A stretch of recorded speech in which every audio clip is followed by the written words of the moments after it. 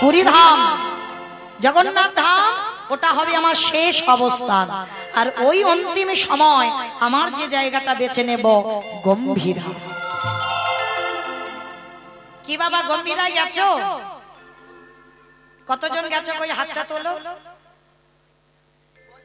এই কজন? আচ্ছা, পুরীতে ঢেউ খেয়েছো কজন? হাতটা তোলো। ওই দেখো অবস্থা দেখেছো?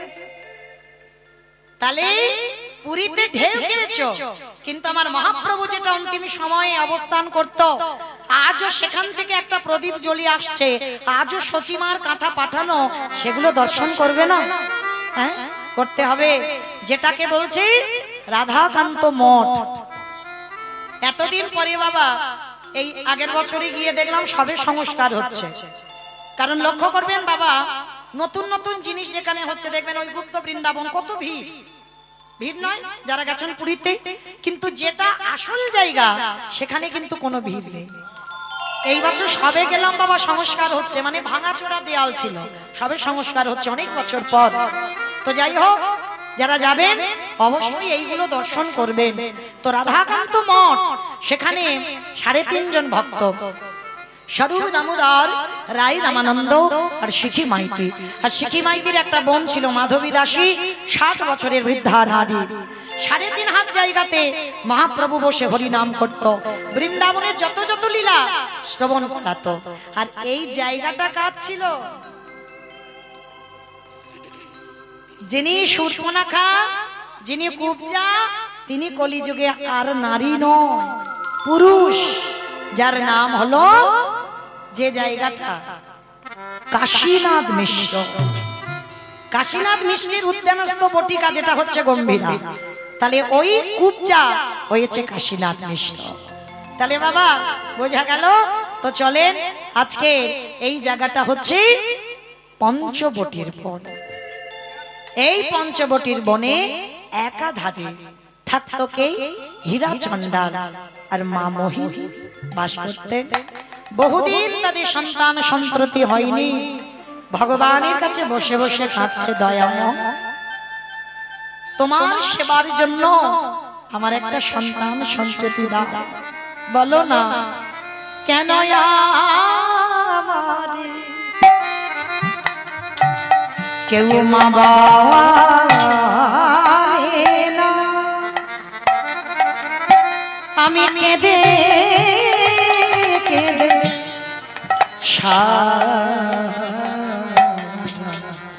ওগো ধন রত্ন চাহি না আমি,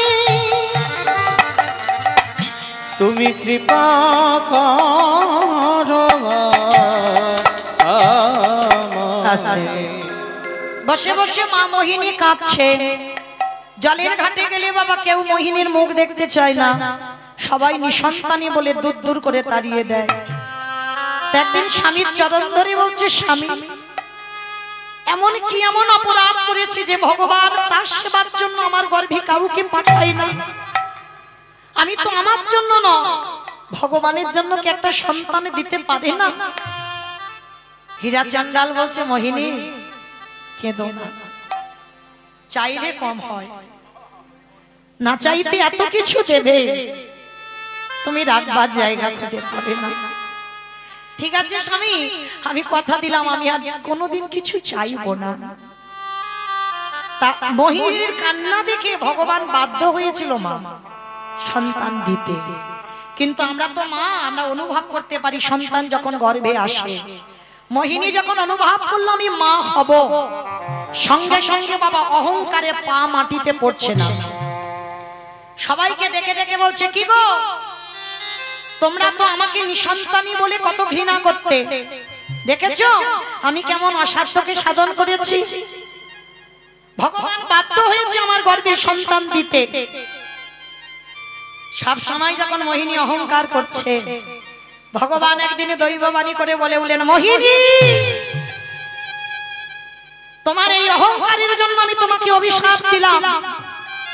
সন্তানের জন্ম তুমি দেবে, সন্তানের মা তুমি হবে, কিন্তু মনে রেখো সন্তানের মুখ কোনোদিন তুমি দর্শন করতে পারবে না।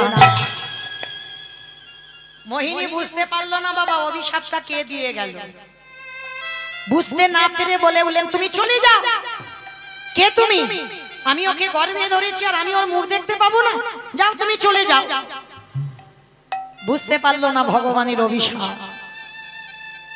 দিন গেল, মাস গেল, দেখতে দেখতে 10 মাস 10 দিন। এত অভাব দিল ভগবান, এত সংসারে কষ্ট দিল। 3 দিন হয়ে গেল, মোহিনী কিছু খেতে পাচ্ছে না, গর্ভবতী মা। স্বামীর কাছে গিয়ে বলছে, স্বামী দাও না, বড্ড খিদে পেয়েছে। 3 দিন হয়ে গেল, কিছু খেতে পাইনি, কিছু খাবার এনে দেবে? মোহিনী, ঠিক আছে, তুমি এখন ভালো আছো তো, তুমি তাহলে ঘরে থাকো, আমি একটু দেখি কার কাছ থেকে কিছু পাই কিনা। ছুটে গেল নগরে। আর যখন স্ত্রীর জন্য খাবার আনতে গেল, ভগবান পবনদেবকে ডাক দিল, পবনদেব, বরুণদেব, ইন্দ্রদেব, তোমরা এমন করে ঝড় বৃষ্টি তোলো যে ঝড় বৃষ্টিতে যেন হীরা চন্দাল আর ফিরতে না পারে। তবে দেখবে আমার ভক্তের অঙ্গে যেন আঘাত না লাগে। সঙ্গে সঙ্গে বাবা পরিষ্কার আকাশ মেঘাচ্ছন্ন হয়ে গেল, মুহুর মুহুর বর্ষপাত, ঝড় বৃষ্টি উঠেছে। আর হীরা চন্দাল যা চাল ডাল পেয়েছে, এত বৃষ্টি আর ফিরতে পারছে না, একটা গাছের তলায় দাঁড়িয়ে আছে। আর এদিকে প্রসব যন্ত্রণা শুরু হলো, কেউ নেই, অসহ্য যন্ত্রণাময়। মোহিনী যন্ত্রণায় ছটফট করছে আর কাঁদছে, কেউ কি নেই? আমার স্বামী কাছে আমার জন্য খাবার আনতে, কেউ তো একজন আমার কাছে এসো, আমি যে বড় কষ্টে আছি। ভগবানের অভিশাপ মিথ্যা হবে না। ওই যন্ত্রণায় কাতর হয়ে ছটফট করে কাঁদতে কাঁদতে একটা ফুটফুটে কন্যা সন্তানের জন্ম দিল। মেয়েটার জন্ম হলো ভগবানের দৈববাণী মতো, মেয়েটার মুখ আর দর্শন হলো না। জন্ম দিয়েই মোহিনী চিরজনমের মতো চলে গেল। হীরা চন্দাল জানে না, আর যেই না স্ত্রী মরে গেল, মেয়েটার জন্ম দিয়ে আকাশে ঝড় বৃষ্টি সব থেমে গেল। হীরা চন্দাল মনে মনে ভাবছে, কি এক্ষুনি এত ঝড় বৃষ্টি হচ্ছিল, সব থেমে গেল কি করে? ঠিক আছে, তাড়াতাড়ি করে ওই চাল ডালটা নিয়ে ছুটতে ছুটতে আসছে। তাল পাতার দরজা তো, ডাকছে, মোহিনী, মোহিনী, বাড়িতে আছো? তোমাকে তো রেখে গেলাম, ভালো, সাড়া দিচ্ছ না কেন? তালপাতার করে ঘর যেই না ধাক্কা দিয়েছে, খুলে গেছে। গিয়ে দেখে না মা আমার শয়নে আছে, পাশে একটা ছোট্ট ফুটফুটে কন্যা সন্তান খেলছে। হীরা চন্দাল কোনোদিন তো বাবা বলা ধন দেখেনি। মেয়েটাকে তাড়াতাড়ি করে বুকে তুলে নিয়েছে, নিয়ে বলছে, ও মোহিনী, মোহিনী, তুমি বলেছিলে না তোমার একটা কন্যা সন্তান হবে, দেখো ঠিক তোমার মতো দেখতে হয়েছে, তুমি একবার তাকিয়ে দেখো আমার দিকে। কিন্তু তুমি তো কোনোদিন এত ঘুমিয়ে থাকো না, চুপচাপ আছো কেন মোহিনী? যেই না অঙ্গটা স্পর্শ করছে, অনেকক্ষণ আগে প্রাণটা চলে গেছে, দেহটা শীতল। নাসিকায় হাত দিয়ে দেখছে নিঃশ্বাস পড়ছে না। যখনই নিঃশ্বাস পড়ছে না, মেয়েটাকে বুকে নিয়ে ডাক দিল, মোহিনী, মোহিনী, এটা তুমি কি করে পারলে? আমি সন্তান চেয়েছিলাম, আমি চেয়েছিলাম বটে, কিন্তু একবারও তো ভগবানের কাছে বলিনি আমার সব কেড়ে নিয়ে তুমি সন্তান দাও। সব যদি কেড়ে নেবে কে বলেছিল আমাকে এমন সুখের সংসারের মুখ দেখাতে? কে বলেছিল তোমাকে আমার এই সুখের সংসার দিতে? দয়া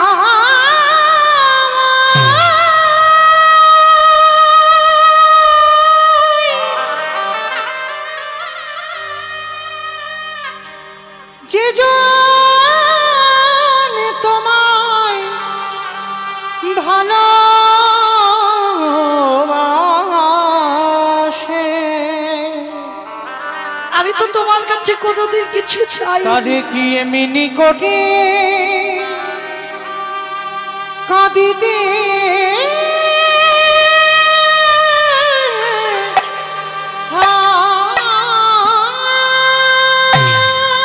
ফিরিয়ে দাও তুমি আমার সুখের সংসার। আমি সুখের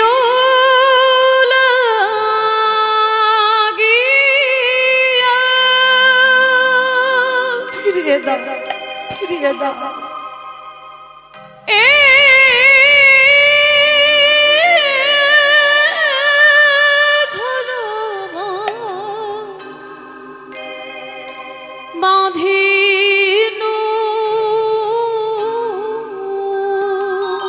কিসের জন্য তুমি আমার সব অন্ধকার করে দিলে? অনলি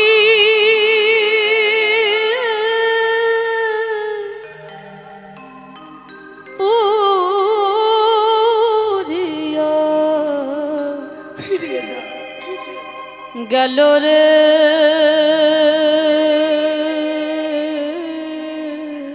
আমি তো তোমার কাছে রাত সুখ কোনোদিন কিছু চাইনি, কিছু চাইনি। অনলে পুরিয়া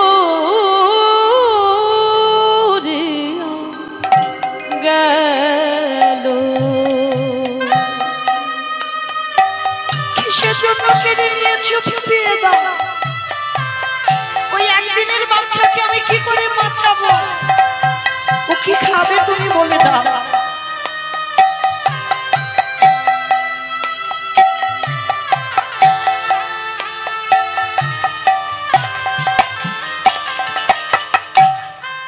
আমি ও সাগরে ফিরিয়ে দাও। সেনা করিতে আমি ও সাগরে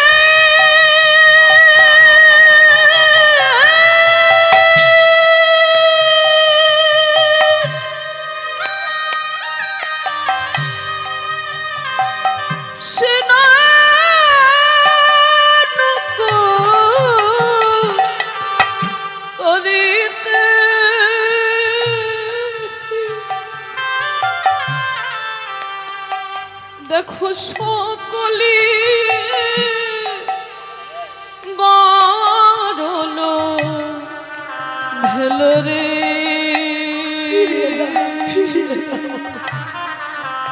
সকলি গরল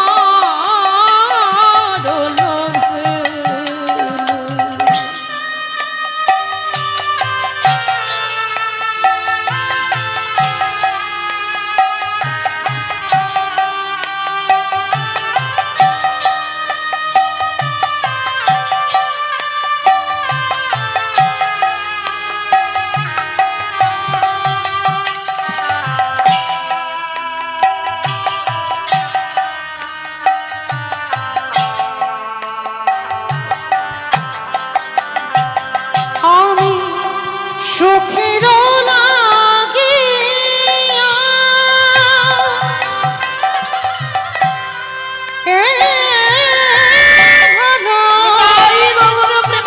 বাঁধিল অনলে পুরিয়া গেল রে অনলে পুরিয়া গেল। আমি সাগর সেচেনু কেড়ে নিও না তো। ওই মানে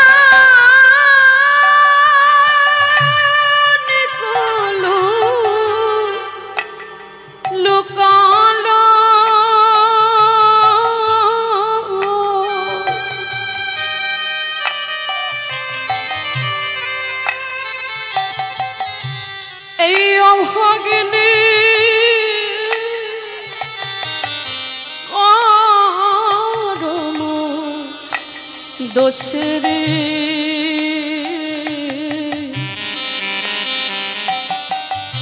এই অভাগিনীর কারণ দোষে আমি সুখের লাগিয়া বিধির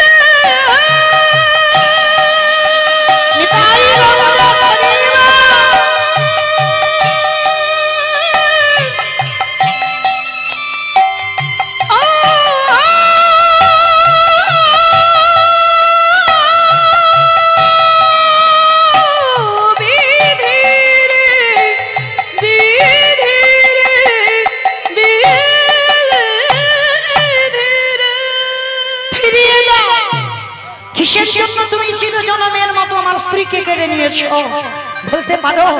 বলতে পারো কি করে আমি একদিনের বাচ্চাটাকে আমি বাঁচিয়ে রাখবো? কারণ তুমি যদি আমাকে কেড়ে নিতে, ওর মাকে রেখে দিতে, তাহলে ছেলেটাকে মানুষ করতে পারতো। কি গো মাইরা, সন্তান জন্ম দিয়ে যদি বাবা চলে যায়, মা কিন্তু পারে একটা সন্তানকে বুকে আঁকড়ে রাখতে। কিন্তু কোন সন্তান জন্ম দিয়ে যদি মা চলে যায়, মানুষ হবে, মার মতো করে কেউ ভালোবাসবে না। সবাই ভালোবাসে মা, সবাই বাসে, কিন্তু তোমার মার মতো করে নয়। আর যার মা চলে যায়, তার পৃথিবীর এই জগতে চিরজনমের মতো চলে গেল মোহিনী। মেয়েটার কি খাওয়াবে, বসে বসে কাঁদছে, ভগবান থাকতে পারলো না। স্বর্গ থেকে একটা গাভী কামধেনুকে পাঠিয়েছে। আর স্বর্গের কামধেনুর একটা নিয়ম আছে মা, এর কাছে যে যা চায় তাই পায়। সোনা দানা, টাকা পয়সা, মণি মাণিক্য, যে যা চাইবে কামধেনু তাকে তাই দেয়। তাই কামধেনু যখন বাবা এসে দাঁড়িয়েছে, একটা পাত্রে করে নিয়ে যেই না একটা পাত্র রেখেছে, সঙ্গে সঙ্গে পাত্রটা ভর্তি হয়ে গেছে, দুগ্ধ দহন করতে হয়। গাভী, তুই এত ভালোবাসিস, আয়। গাভীটা প্রতিদিন সময় মতো আসে আর মেয়েটাকে দুধ দেয় আর চলে যায়। প্রতিদিন, ও ডাকতে হয় না, সময় মতো আসে স্বর্গ থেকে আর দুধ দেয়, চলে যায়। দেখতে দেখতে মেয়েটার বয়স দাঁড়ালো 6 বছর। তা বাবা হীরাচন্দাল বলছে, মারে, আমার বলতে যা কিছু আছে সব ওরই, আমার বলতে যা কিছু আছে সব ওরই।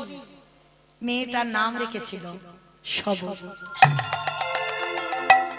ছোট্ট মেয়ে, ছোটবেলা থেকে বাবা শেখাচ্ছে, মা একটা কথা মনে রাখবি, যা কিছু খাবি আমার প্রভুকে দিয়ে খাবি।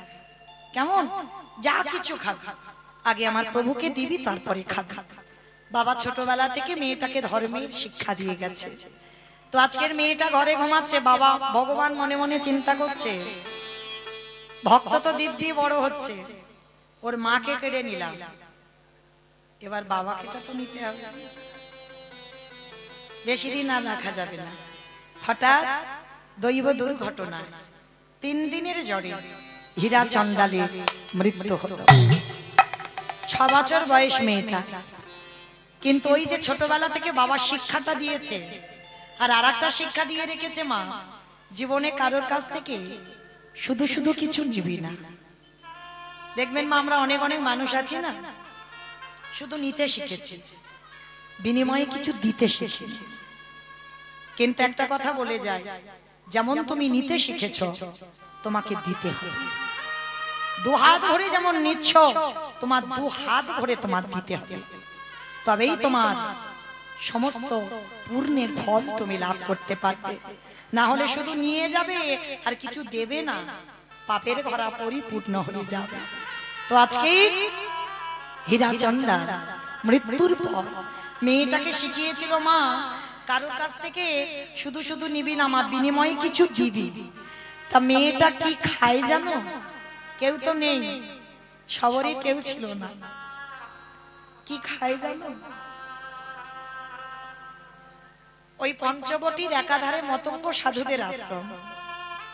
সাধুরা প্রসাদ পায়, আর থালাতে যে এঁঠোগুলো বেশি হয়, অনেক অনেক সবাই তো পরিষ্কার করে খায় না, কিছু বেশি হয় নর্দমায় থালাতে ফেলে দেয়, সবরই চুরি করে। সেই কুকুর বিড়াল যেখানে খায় তাদের পাশে গিয়ে ওই প্রসাদীটা তুলে নিয়ে পায়। আমরা তো বলি বাবা কুকুর বিড়ালের এটো খেতে নেই। ওরে বাবা, কি গো রাস্তার পাগলদের দেখেছো?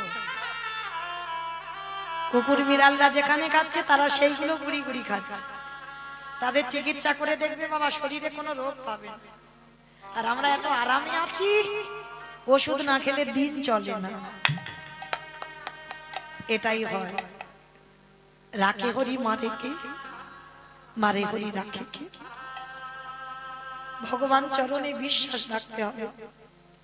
রাখলে তুই রাখবি, মানলে তুই মারবি। এটা যার মধ্যে এসে যায় তার জগতে কোনো কষ্ট থাকে না বাবা। এইটা মেনে নিতে হবে। রাখলে তুই রাখবি, মানলে তুই মানবি, এটা তো কারোর মধ্যে নেই। কারো এখানে যারা দাঁড়িয়ে আছেন, বসে আছেন, আমি কীর্তনিয়া সম্প্রদায়, কারোর এই বিশ্বাসটা নেই। যদি থাকতো তাহলে প্রতিনিয়ত সুগার আর থাইরয়েডের ওষুধ খেতে হতো, তাহলে ভগবানের চরণ ধরে পড়ে থাকতাম। রাখলে তুই রাখ, মানলে তুই মান। হ্যাঁ, এই বিশ্বাস কারণ নেই। তো মনে রেখো মা, আজকের হীরা চণ্ডাল মৃত্যুর পর ওই শবরীর দিন চলছে ওই রকম। তো একদিন শবরীর বিবেক বলল, আচ্ছা আমি যে এই এঁঠোগুলো খাচ্ছি এটা তো পাপ হচ্ছে, কারণ আমি তো তাদেরকে বলে খাচ্ছি না, আর আমি যে খাচ্ছি আমি তো বিনিময়ে কিছু দিচ্ছি না। তাহলে আমার বাবা বলেছে শুধু নিলে হবে না, দিতে হবে। কিন্তু আমি কি দেব বলো? আমার তো কিচ্ছু নেই। আমার কেউ, আমি চন্ডালিনী, আমি ছোট জাত বলে আমার কেউ খেতে দেয় না, ঘৃণা করে। দয়াময়, তুমি নিজ কুলে জন্ম দিয়েছো আমার, জানি না কোন জন্মের কুকর্মে আজ আমার চন্ডাল কুলে জন্ম হয়েছে। তবে আমি চুরি করে সাধু সেবা করব, চুরি করে করব। ওমা, চুরি করে সাধু সেবা করা যায়? শবরী করেছিল চুরি করে সাধু সেবা। সাধুরা যখন ঘুমিয়ে পড়তো আর শবরী দিনের বেলা বাড়িতে থাকতো, আর প্রতিদিন রাত্রিবেলা শবরী কি করে জানো? একেবারে বলে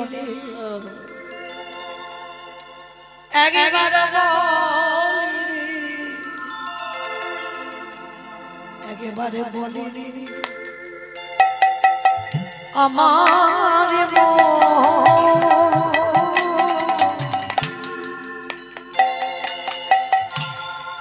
কতদিনে পাবি রে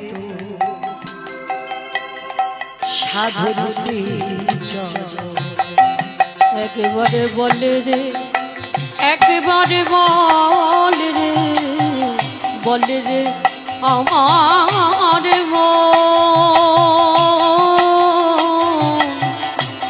কতদিনে পাবি রে তুই সাধুর শ্রীচরণ। কতদিনে পাবি রে তুই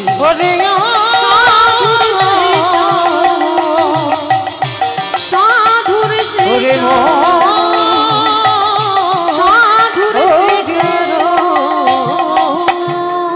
সারাদিন বাড়ি থাকে আর রাত্রিবেলা করে জঙ্গলে যায়, শুকনো শুকনো কাঠ কুড়ায়, কাঠগুলো নিয়ে সাধুদের রান্নাঘরে দেয়। আর সাধুরা তো জানে না, ভাবে অন্য কেউ গুড়িয়ে রেখেছে, আর ওই জ্বালানি কাঠে তারা রান্না করে প্রসাদ পায়। আর এতেই শবরী চুরি করে সাধু সেবা হয়ে যায়। একদিন সাধুরা বলা বলি করছে, হ্যাঁ রে, এত এত ভালো ভালো কাঠ কে জোগাড় করে দেয় না? বলে দাঁড়া, আজকের আমরা হাতে নাতে ধরবো। সমস্ত সাধুরা জেগে বসে আছে, আর শবরী রাতের অন্ধকারে ওই কাঠের বোঝাটা নিয়ে গুটি গুটি পায়ে গিয়ে, ছোট 6 বছরের মেয়ে তো, কাঠের বোঝাটা নিয়ে সাধুদের রান্না করে দুম করে ফেলে। আর যেই না ফেলেছে, সঙ্গে সঙ্গে সাধুর দলেরা ওই মেয়েটার হাতটা ধরেছে। কে তুই? কোথায় বাড়ি তো? থাকিস কোথায়? নাম কি? বাবা মাকে? বাড়ি কোথায়? তার মানে তুই রোজ রোজ এই জঙ্গলের কাঠগুলো দিয়ে যাস। কে তুই? ছোট্ট মেয়ে মাথা নিচু করে বলছে আমি শবরী। ও তুই সেই হীরাচন্ডালের মেয়ে না? তুই সেই ছোট জাতের মেয়ে না? ছি ছি ছি ছি ছি ছি গো, আমাদের জাত চলে গেল। ছোট জাতের মেয়ে, নিচু জাতের মেয়ে, মেলচ্ছ জাতি, আজকে তোর জ্বালানি করা কাঠে আমরা রান্না করে প্রসাদ খাই। দেখাচ্ছি মজা তোর দ্বারা। শবরী মাথা নিচু করে হাত জোড়ো করে বলছে বাবা ঠাকুর, তোমরা যে এত করে আমাকে বলছো আমি ছোট জাত ছোট জাত ছোট জাত, আচ্ছা আমার ভগবান তো কোনোদিন জাত জাত করেনি। আমার ভগবান তো বলেছে মুচি হয়ে সুচি হয় যদি কৃষ্ণ ভজে, সুচি হয়ে মুচি হয় যদি কৃষ্ণ তজ। আমি ছোট জাত তো কি হয়েছে? আমার কি অধিকার নেই আমি ভগবানের ভালোবাসতে পারি না? ছোট্ট মেয়েটার কথা শুনে বলছে এইটুকু মেয়ে তোর কাছ থেকে আমরা জ্ঞান অর্জন করবো? দেখাচ্ছি মজা দাঁড়া। ওই জ্বালানি কাঠ টেনে নিয়ে শবরীকে মারছে, দূর হয়ে যা, বেরিয়ে যা। দয়ামা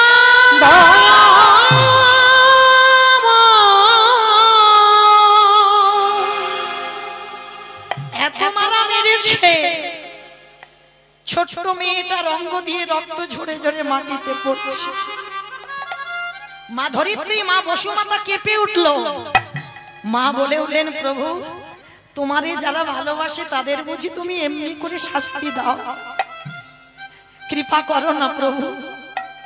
ছোটবেলা থেকে মেয়েটার জীবনটা এত কষ্ট, কৃপা করো। ওকে সবাই ধরে ধরে মারছে, একবার কৃপা করো। ওই সাধুদের মধ্যে একজন ছিল যার নাম হচ্ছে রামানন্দ স্বামী। রামানন্দ স্বামী ছুটে এসে মেয়েটাকে বুকে জড়িয়ে ধরেছে। দাঁড়াও দাঁড়াও দাঁড়াও, তোমরা মেরো না গো, ওইটুকু বাচ্চা মেয়ে, এত মার মারলে ও তো মরে যাবে, মেরো না। মেয়েটাকে বুকে জড়িয়ে ধরেছে। চল। আচ্ছা মা এত কাঁদে, এত ভক্তি মেয়েটার, কৃপা হচ্ছে না কেন? এখনো দেহটা শুদ্ধ হয়নি। নদীর ঘাটে এ ঘাট থেকে ও ঘাটে যেতে গেলে বাবা নৌকাতে তো চাপতে হবে, তবে তো তুমি নদীর এ ঘাট থেকে ও ঘাটে যেতে পারবে। আর আমাদের এই ভব নদীটা পার হতে গেলে, সংসার রূপ সমুদ্র পাড়ি দিতে গেলে আমাদেরও তো গুরুচরণ ধরতে হবে। গুরুরূপী কান্ডারিকে আশ্রয় করো, তারপরে তুমি সংসার নদী পার হয়ে তবে তুমি গোবিন্দ চরণে যেতে পারবে। যারা ধরণী গুরুচরণ অবশ্যই করি গুরু আশ্রয় করো। গুরুদেব দেহ শুদ্ধ করলে তবে তুমি পরমাত্মা রূপী ভগবানের দর্শন পাবে। গুরুপাদ পদ্ম হৃদয় ধরে ভজন করতে হবে। শবরীর এত কাঁদে, কৃপা হয় না কেন? দীক্ষা হয়নি। রামানন্দ স্বামী শবরীর গুরুদেব ছিল। রামানন্দ স্বামী বলছে এই মা শবরী আয়, আজকের আমি তোকে রাম মন্ত্রে দীক্ষা দেব। আর শোন একটা কথা বলে যাই মা, যা কিছু খাবি আমার প্রভুকে দিয়ে খাবি। বাবা আমার তো কিছু নেই দেওয়ার মতো। কে বলেছে? কে বলেছে? ভগবান কি ডালা সাজিয়ে দিলে খায়? ভগবানের একটা নাম হচ্ছে ভাবগ্রাহী জনার্দন। ভক্ত যদি খায় তুমি দিতে পারবে না। কতটুকু তোমার আছে তুমি ভগবানের দেবে। ভগবান ভক্তের ভাব গ্রহণ করে। কে কি দিল আমি দেখি নাই গো, কে সোনার থালাই দিল না রূপোর থালাই দিল আমি দেখি। সে আমার নয়ন জলে প্রেম ভরে দিল কিনা, ভক্তি ভরে দিল কিনা, আমি সেইটুকু গ্রহণ করি। হে নয়মা তুমি তো জানো না এই জগৎ সংসার মাঝে যদি কেউ প্রেমে ভক্তি ভালোবাসা দিয়ে দিতে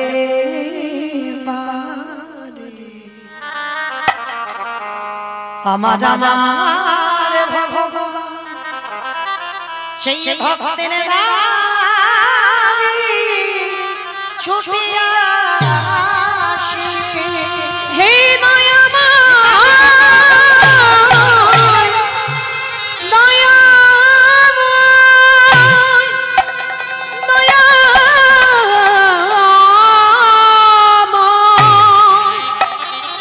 দয়াময়।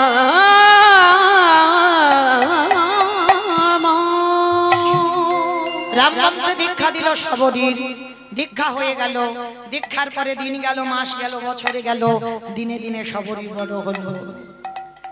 আর বসে বসে ওই নয়ন জলে কাঁদে, নয়ন জলে কাঁদে আর বলে, দয়াময় একবার কৃপা করে দেখা দাও, কৃপা করে দর্শন দাও। ভুলি গৃহ সাজন সবে সপেছি তো রাখো রাখো রাঙা ওহে দয়াময় রাখো রাখো রাঙা পায়। সংসারে মরুভূমি নাহি তরু ছায়া, না নীল দশা আঙ্গন মেঘ ভয়। সংসার মরুভূমি নাহি তরু ছায়া, না মনে অনুসার কাননে আনন্দ নিপবনে নন্দ দুলারে আনন্দ নিপবনে নন্দ দুলালে ভূষাদিন হরি অশ্রু যমুনা। রাখো রাখো রাঙা পায়। ওহে দয়াময় রাখো রাখো রাঙা পায়। ওহে দয়াময় রাখো রাখো রাঙা পায়। সবরই প্রত্যেক দিন নয়ন জলে মুখ ভাসিয়ে কাঁদে আর বলে, প্রভু ওই একটা একটা করে ফল পাড়ে, একটু করে খায়, যেটা টক যেটা তিতো সেটা ফেলে দেয়, সেটা নিজে খেয়ে নেয়, আর যেটা সুস্বাদু মিষ্টি সেটা প্রভুর জন্য তুলে রাখে। নয়নের জলে আজ সবরী মায়া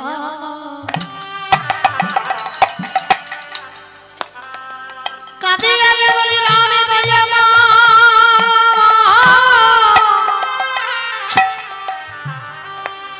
কৃপা করে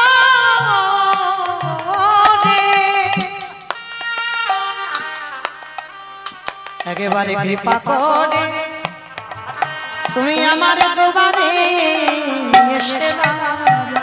ওগো দয়া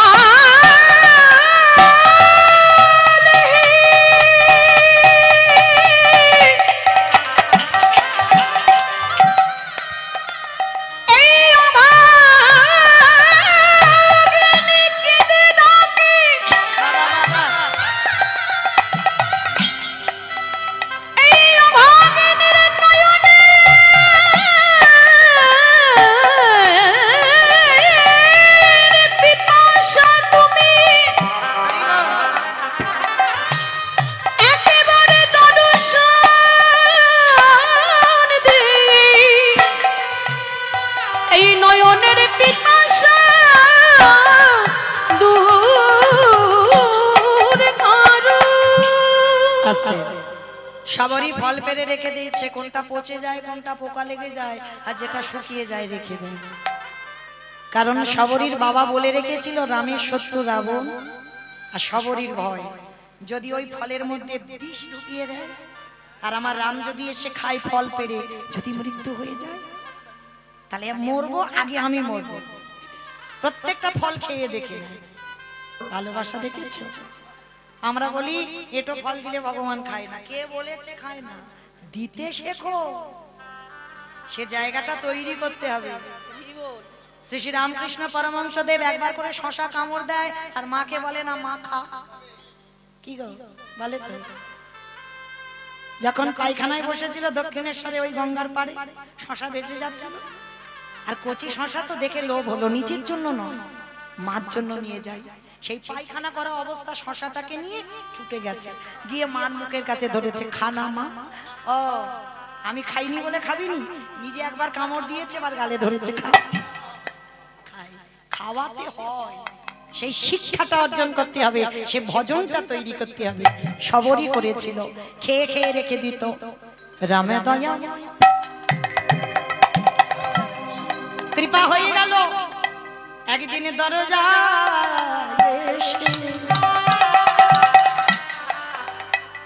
ডাক দিচ্ছে, সবরি। কে কে ডাক দিল আমার? সবরি বলছি, তাড়াতাড়ি করি বাবা, কোমর তো পড়ে গেছে গো, আর শেষ ক্ষমতা নেই।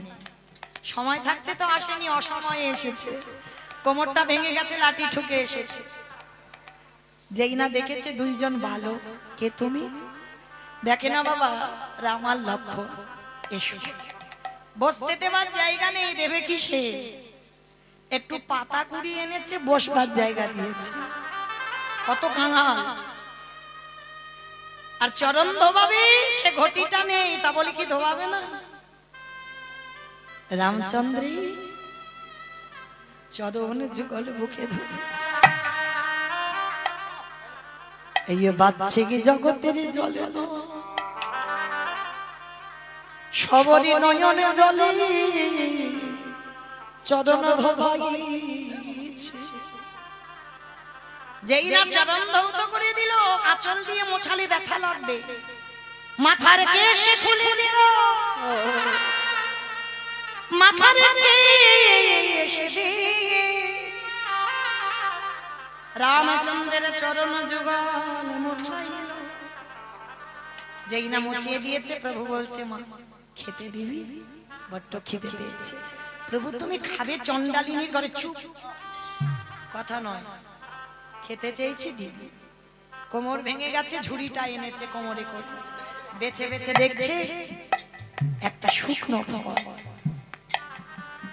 ওই শুকনো ফলটা তুলে রামের বদনে দেবে, হাত আর যাচ্ছে না, কারণ রাম তো খুব লম্বা চওড়া। সবারই মায়া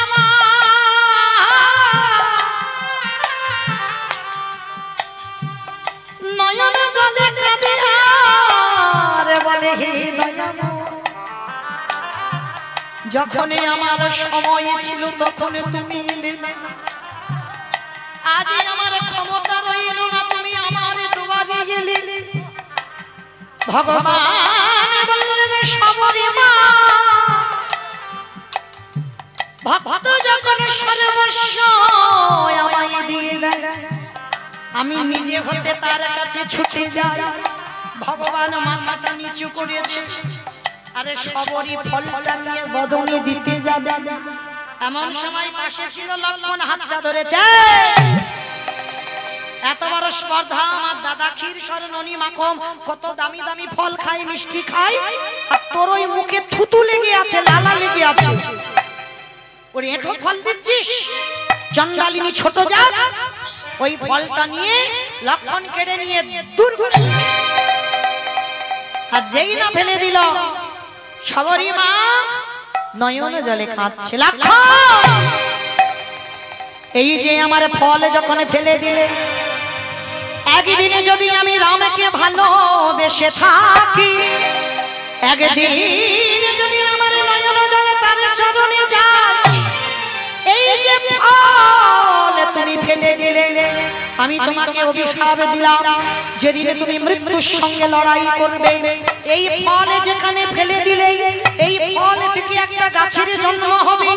ওই গাছের পাতা না হলে, ওই পাতার রস না হলে কোনদিন তোমার প্রাণ বাজবে না রে ও গায়া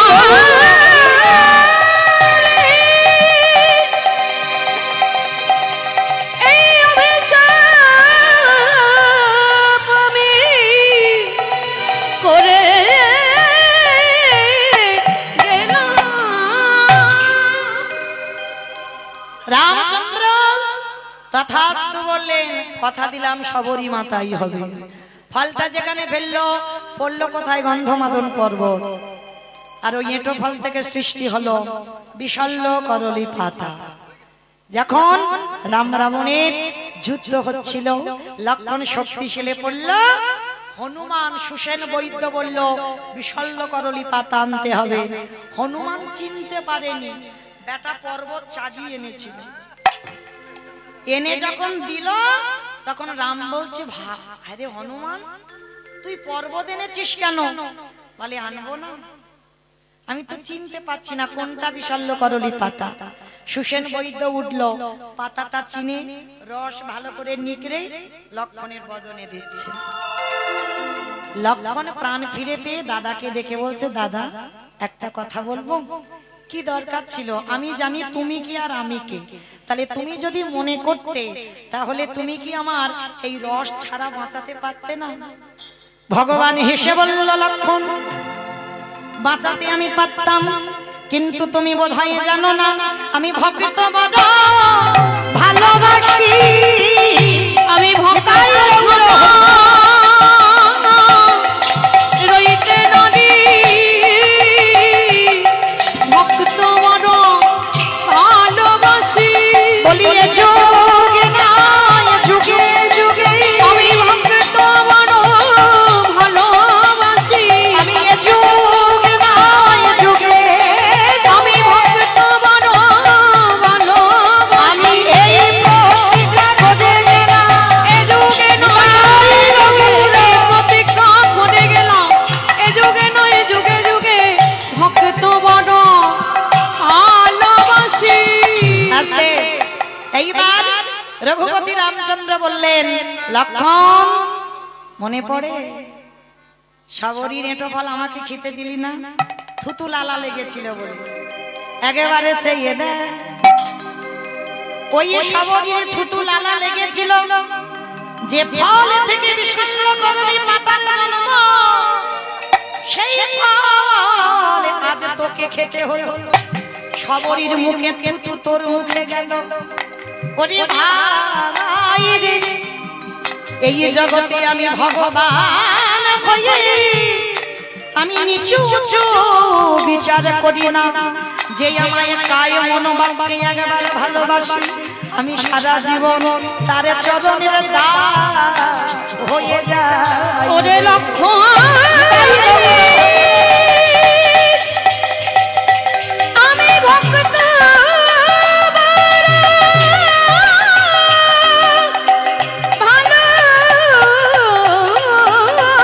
ভালোবাসি। ফিরে এলেন শবরী মা। এইবার শবরী মাকে বললেন, চলো, যারা ঘৃণা করতো তোমাকে আমি একটু যাতে তুলবো। সবাই মতঙ্গ সাধুদের বলছে, দেখো তোমরা যে দর্শন পেলে আমার জন্য নয়, তোমাদের ভক্তিতে নয়, শবরীর ভক্তিতে আমি এসেছি। সবাই শবরীকে সম্মান করলো, সবাই শবরীকে প্রণাম করলো। শবরী বলছে, প্রভু একবার দাঁড়াও।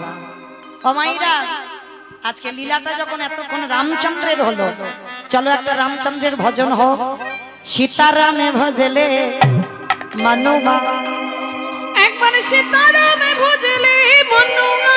আস্তে আমা, ঘড়ির কাঁটা টিক টিক করে ঘুরে গেল, আর কখন ঘুরে গেল আমি বুঝতেই পারলাম না। মানে আমার এলাকার ভক্ত বলে কথা, একটা গরব আছে, তাই না? চলো দেখি হাত দুটো তোলো।